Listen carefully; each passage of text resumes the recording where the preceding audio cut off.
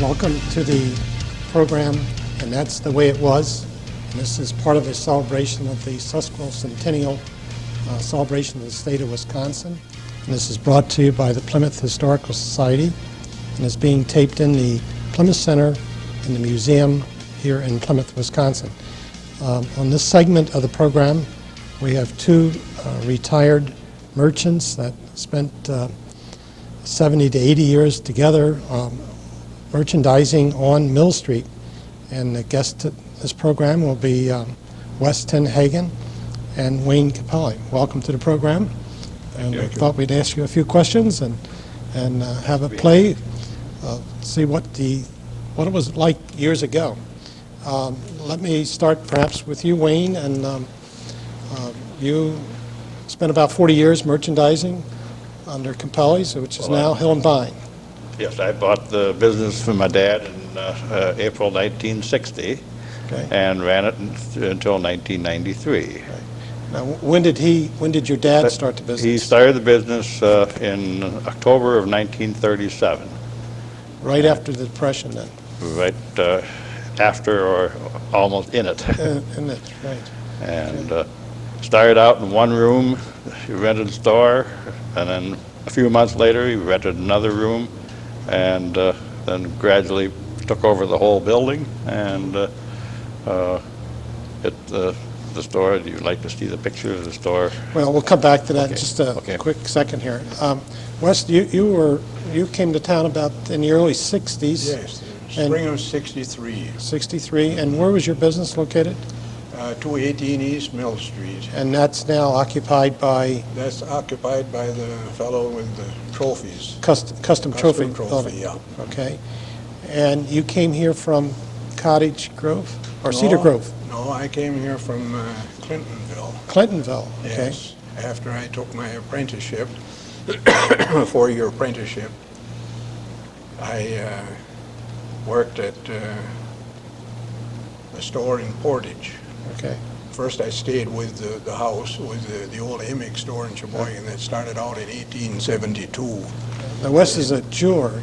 Got a jewelry store. Yeah, just so and jewelry store and put that in what watchmaker. you're selling there. Okay. Jewelry store Okay. and a watchmaker and clocks and all that stuff we fixed. So But you were raised in Sheboygan County in Cedar Grove? in Cedar Grove, yeah. Okay.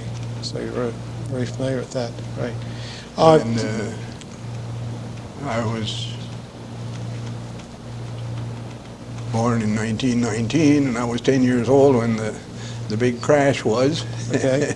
And so you remember the Depression? Oh, definitely, definitely. What kind of impact did that have on your family? It was pretty rough.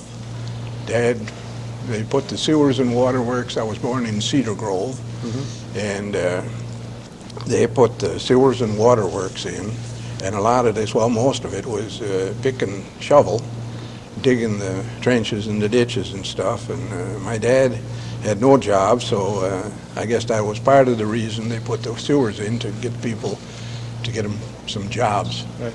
So he worked 10 hours a day for $1 a day, digging ditches with a pick and shovel, and it was pretty rough. When it froze up, well, no job.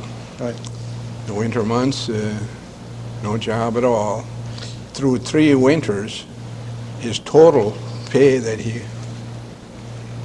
earned was $1.50 for the winter months of three winters. Well, it's very hard to visualize that today. Yeah. Wayne, do you recall the Depression? Or what part of it? I'm a product of it. I was Okay. born in 1928. My folks lived in North Dakota and had come from this area originally, and it went 7 years without a crop, and so lost the farm and moved back to Wisconsin with 6 kids and a wife. And it was pretty hard to get a job in 1934. So worked here and there until 1937 when he opened his own store. Right. Now, what kind of appliances did he have originally? Was it appliances, radios? It was appliances. Well, a little different was today. You had maybe 1 or 2 refrigerators, a couple of stoves, a wringer wash machine, There was no television in those days. You had a few radios, and most of the sales were done out in the customer's homes, either in the afternoon or in the evening. So you actually made calls? So you on made the calls papers, right. and had a canvas and made calls, and it was hard selling. And then along came World War II, and you couldn't get appliances. So then we got into, or he got into selling wooden ice boxes, Okay. and wooden coaster wagons, paint, hardware, housewares of any type and description, Anything to make a buck. and anything that you could do to put food on the table. Right. Do you recall what the price of a refrigerator would have been in the late 30s? Well, late 30s, Or- it really wasn't much. I'd say maybe $250 at that time. I remember in 1940, in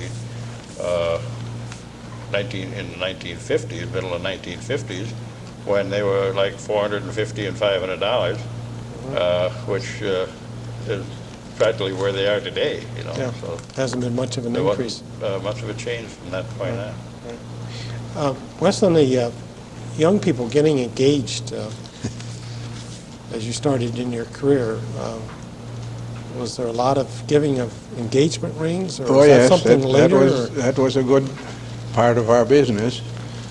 Engagement rings, wedding rings, and all different kinds of rings. Could even sell, when I worked at my apprenticeship, the store there had the agency to sell all the class rings for the high schools and everything, and now when it comes to the depression part, I can shed a little light on that too. When I came out of high school, I graduated in 33. Rather, I started in 33 and I graduated in 37. So no jobs. Most of my buddies weren't quite as lucky as I was. I picked up a job at a shoe factory, and people will literally call me an out-and-out liar when I tell them what the wages were, but it's the honest gospel truth. 16 cents an hour. 16 cents an hour in So 1933. That gives you $1.28 for an 8-hour day, $5.40 You've come a long ways. for a week's wages. That's your check. And for a year, it's some $330, your total pay for the whole year. And I assume part of this money went back to help your family, your Well, mom and dad, and your... yeah, part of that did have to, and I recall, I think I'm correct, it was 0.5% for Social Security, and the employer put 0.5% in it That too. time. So in order to get this shoe factory going, the president of the bank and a committee of 3-4 guys with him, they incorporated, and they tried their best to get a shoe factory to come in. So they were working, the mortgage was pretty high, and he said that was a big stumbling block. So that was about the time, I guess, when they got registered. So they made arrangements, a system with all the merchants in town where they would give a shoe factory discount to all the workers that worked there, and they would trade in the stores. We would get a discount, and this discount was going to go to pay off the mortgage. So that worked. They did come, and it didn't pay much in the way of wages. It was better than nothing. But it kept you A going. lot of my buddies didn't even have $1.28 for an day. 8-hour day. Right. Wayne, So- your father's business was started in a harness store, as I recall. Is it Yes, Shriners? it formerly had been a harness works. Let's flip to your and, scrapbook was, here open, and there's a great picture here of this. Put my fingers on it, right here. That was just the building, the original building. My dad had rented the first room to begin with, and then after a couple of months, he rented another room, and then over a period of a year or so, he rented the entire building. So when was this building removed in the In 1945, 45? we tore the building down, and if we go back a few more pages, you will see how it looked as it was being This is a construction demolished. site, yeah. This is the old Winkler sheet metal place. Chaplin's is over to the left there. Okay. Ed Eichenberger's barber shop. And then the next few pages down will show the store as it looked when it was completed. We had our opening on June of 1946. Okay. I graduated from high school, and we had our grand opening Right away. Right away. And then in October, we had our famous dynamite blast, which What's shows that? again.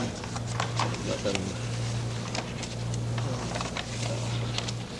well, this is some of the store openings, but Well, here's a display of kitchen the appliances. kitchen appliances that Metal, metal kitchen metal cabinets. kitchen cabinets. Uh-huh. That was a and, very contemporary, very modern You kitchen at would the time. go out with a little kit, and you would measure the kitchen, and of course, they came in the specific sizes, so you had to figure out a size and put filler strips in there. between to make it fit. But that was the way things were. The building that was torn down in 45, the Scheibe, it's pronounced? No, it was owned originally by Hiller, Hiller, okay. and the building was supposedly, as far as we could find out, 100 years old when we tore it down. Yeah. There was a Scheibe harness factory in that There was. needed area that goes back into Yeah. the 1850s, so. Okay. It could have been. Okay, here's another shot of some other appliances This from is that the- period of time. Back in the days when they had 46. the old Bendix bolt-down automatic washer, the Or first walk- automatic washer, and the gas appliances, which were a little more prevalent. You could get them a little easier than you could the electric Electric ones. appliances at that At that time. particular time. And we're in the bottle gas business also. Right.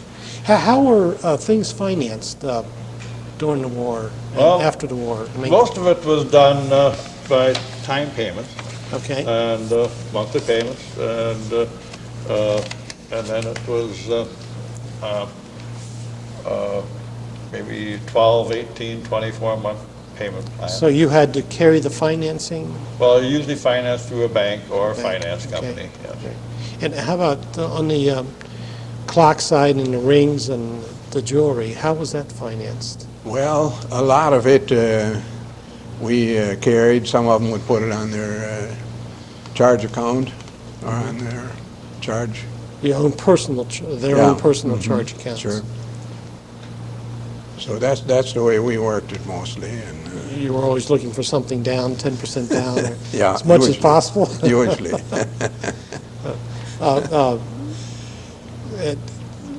Did you have problems in the jewelry industry during World War II on getting certain materials? yes.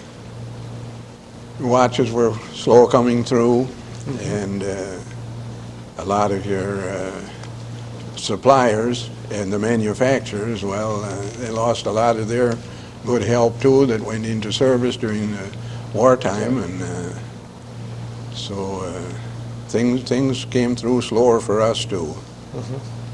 But eventually it did improve.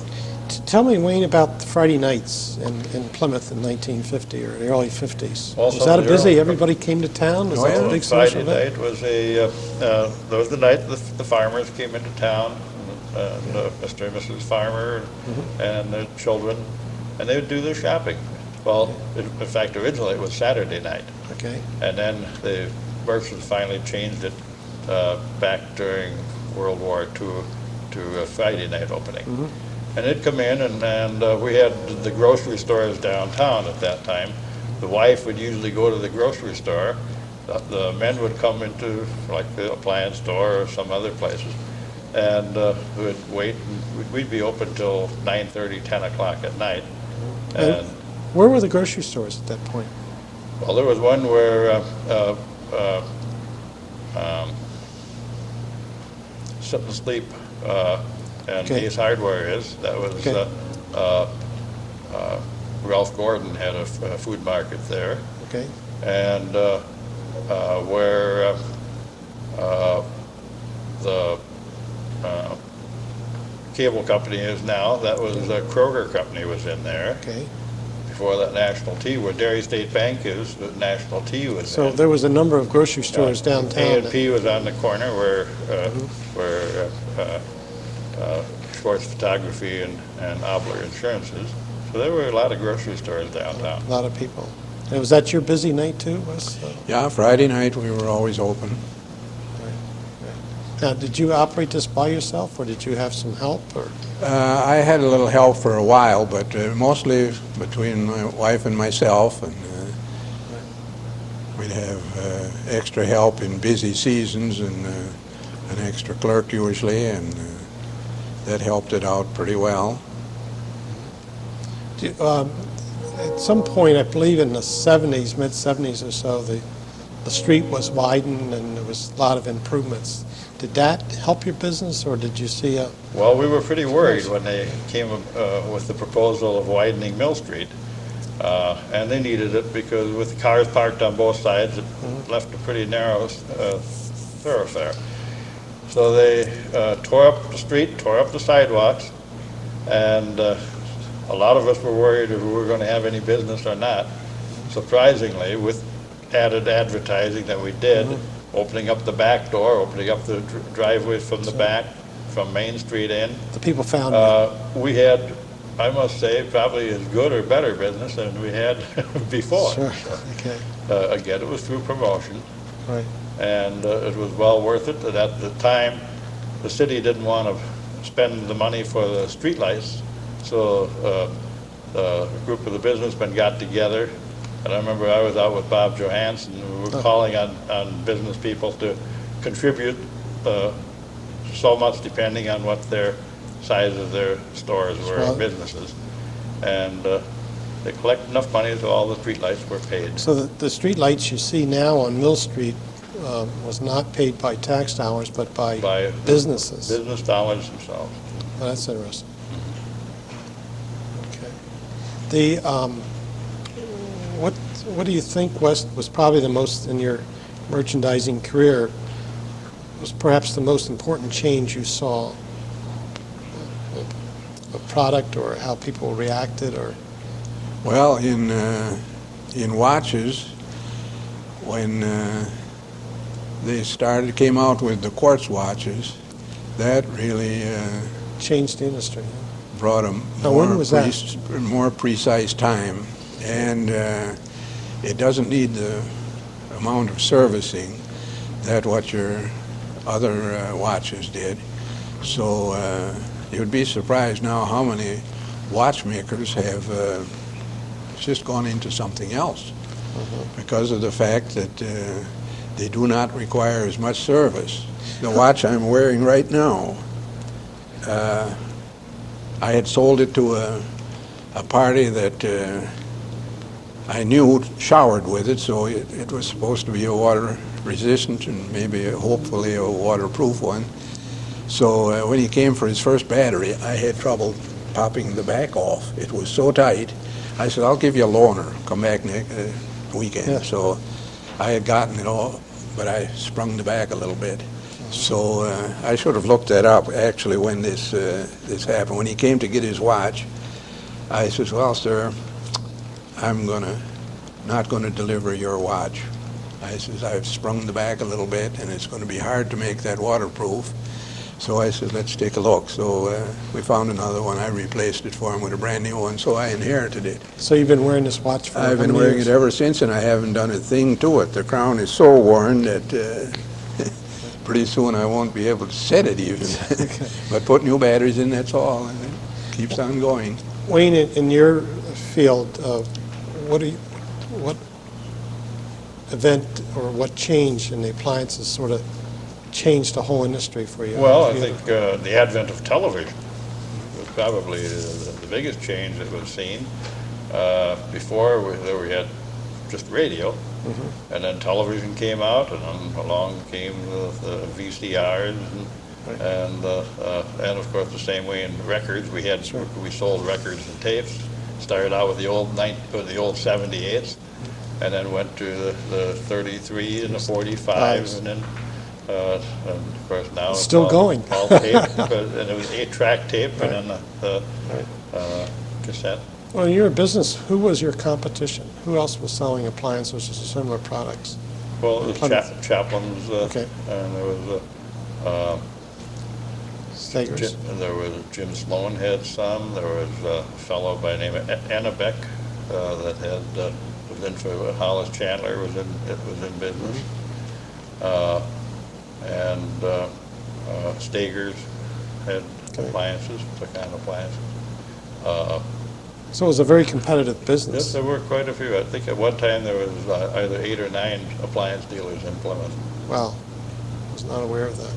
Wes, how many jewelry stores were? Actually, just the competition was Niesman's and our store. Okay. That was about it. Okay. So that kept us out of mischief. As you look back on your careers and the products keep changing constantly. Is there a product you probably should have sold that you said it will never take off and it did? You know, that the consumer wanted and you said it will never fly? Did you ever have that experience? Well, yes. I remember when the VCRs came out, they were coming out, and the video disc was coming out. Well, I went along with RCA and the video disc, thinking that the VCR would not be a big item. Well, you know what happened. and we changed our thinking, and today the video disc is nothing. Right. But look what happened to the VCR. VCR, right. And then the camcorders came out and all of that. Right. Wes, did you have a product that you sort of passed over and then found out that you should have promoted it? Not that I can recall. Okay. Things progressed pretty well, and did you ever have anybody that tried to sell you back rings or watches or like a pawn shop or anything? well, not really. Sometimes it turned out where they couldn't quite handle the purchase, and they would try, and it didn't happen. Well, once in a while, here it is. I can't handle it. Okay. Well, I gather from talking with you and knowing your past reputations a little bit, you're both very sincere, honest business people. We tried to And be. that's Thank you. that's something that's really to be admired in the retailing business today, is the honesty factor. Well, this will wrap up our segment of this program and that's the way it was. And I want to thank both of you for appearing and sharing your experiences from You're welcome. Thank you for inviting us. 30s and 40s and 50s and 60s, 70s, and 80s. But thank you very much. And stay tuned, and there'll be a number of other segments on That's the Way It Was.